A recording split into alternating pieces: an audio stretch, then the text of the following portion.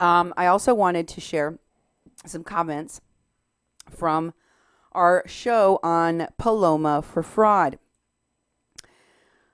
Sandra wrote in our comments that she was referring to your segment on the voter fraud.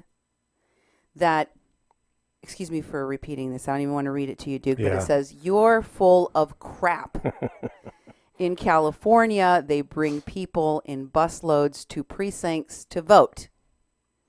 Watched it with my own eyes. God, that sounds like Olivia Bias from our Kathleen. Oh, yeah. I saw it with my own eyes. My own eyes. Get off her beep. And they're talking about the derriere of Paloma there. Mm-hmm. Get a life. Duke, your response to that? Well. If you watch the segment, I actually put it on YouTube. It's about 12 minutes long. It's about voting in the United States. Just because you're a citizen in the United States doesn't mean you can just vote anywhere you want. You have to establish a residency, an actual residence to vote in that precinct. I've helped bus people to the polls, but we bus them to the polls that they're actually registered to vote and live in. It's a very simple thing. If you didn't do that, people would be voting all over the United States, and they'd be voting more than once. The idea is that you have to have a permanent residence, a residence in California, have that residence established 14 days before the election, and you'll vote in that precinct. So a valid voter registration has a actual residence linked to it.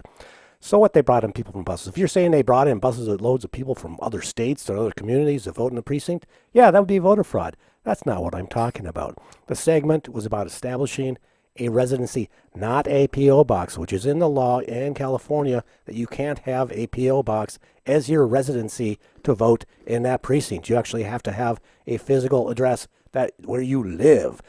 And people have talked about, well, I got my voter registration in my P.O. box when I was overseas. Yeah, you had an established residence in the precinct that you're voting in, and sure, they can mail stuff to a P.O. box, but that P.O. box is not your address. So that's my answer to that one viewer's question. And just go back and watch it again.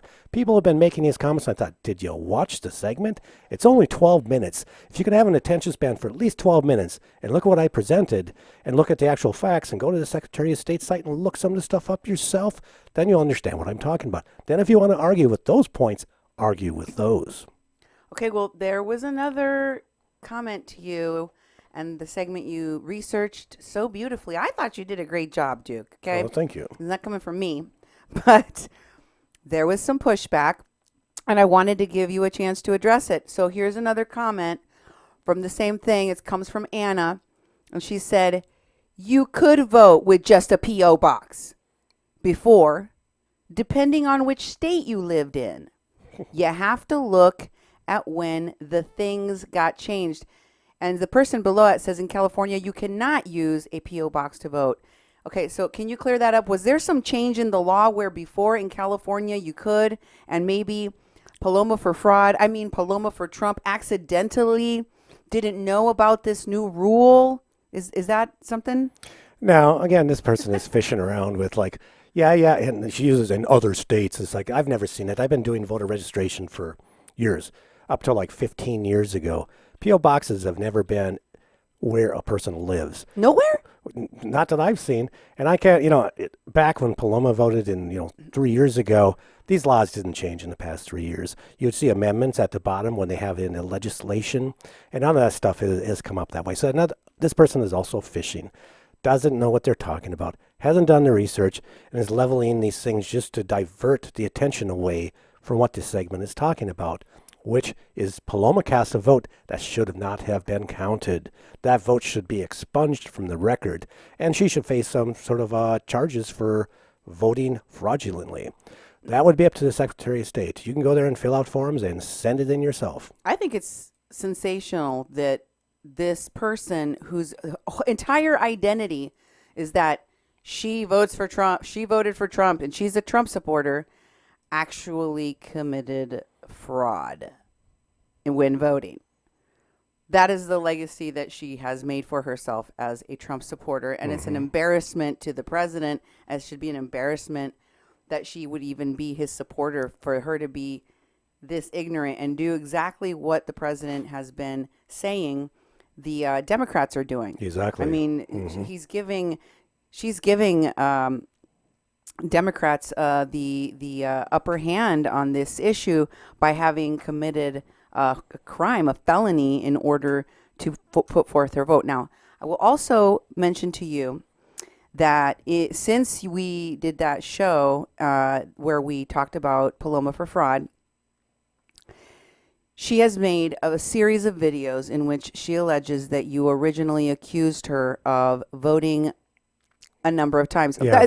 I got to say, a lot of people don't even understand what voter fraud means. Yeah. Like, they think that it means that you voted when you're not legal in the United States to vote, or that you voted a bunch of times. Exactly. It's not. Those are not the only two ways that fraud can happen. Exactly. Like you explained. Yeah. I brought up the actual law, and it's like people have the concept just because you are eligible to vote, which you have to be 18 years old. You have to be a citizen. You can be naturalized or you can be a natural born citizen. You can qualify to vote as long as you meet all the other criteria. The number one criteria in It's every not like state. drinking age or anything.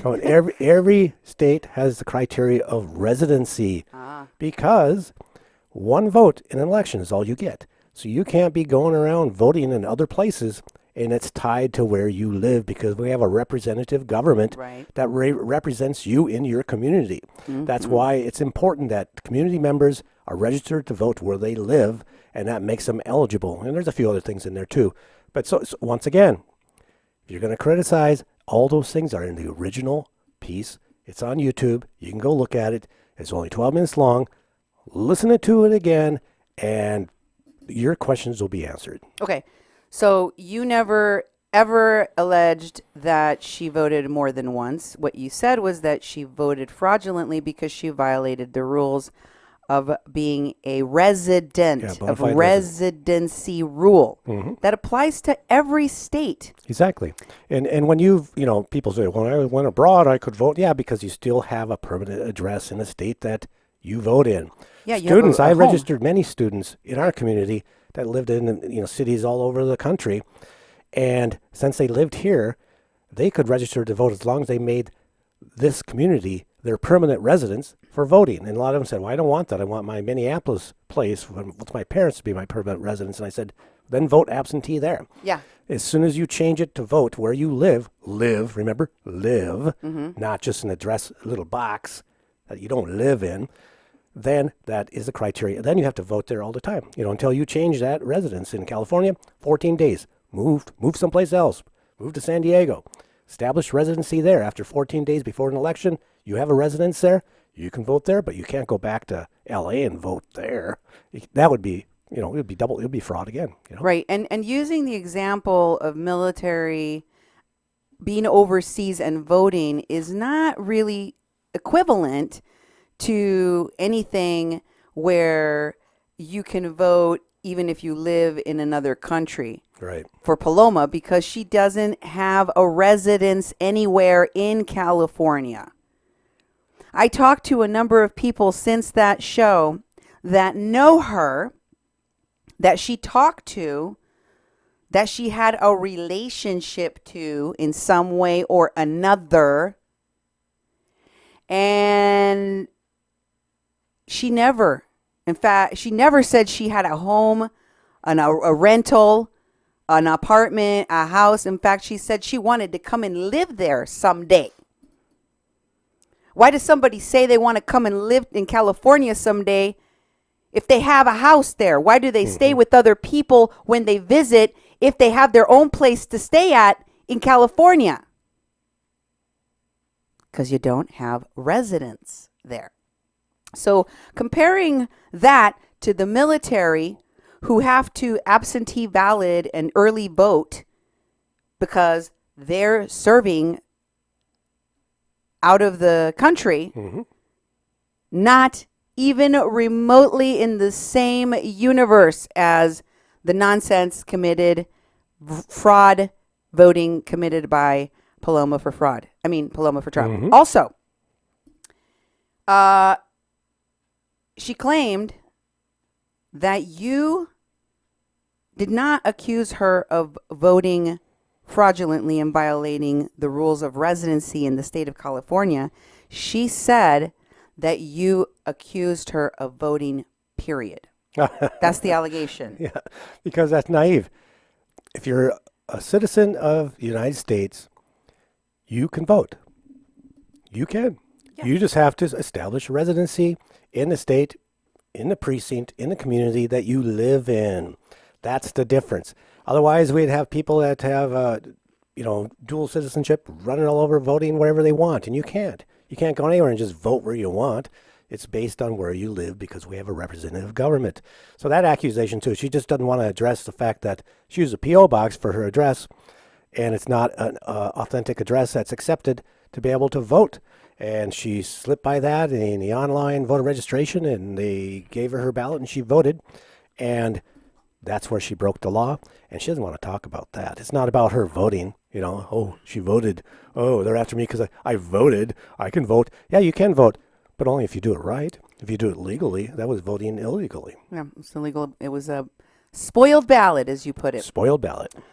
And for those of you who want to go and check out that segment, you can find it on kpppfm.com. It was done by Duke. I thought it was an excellent job.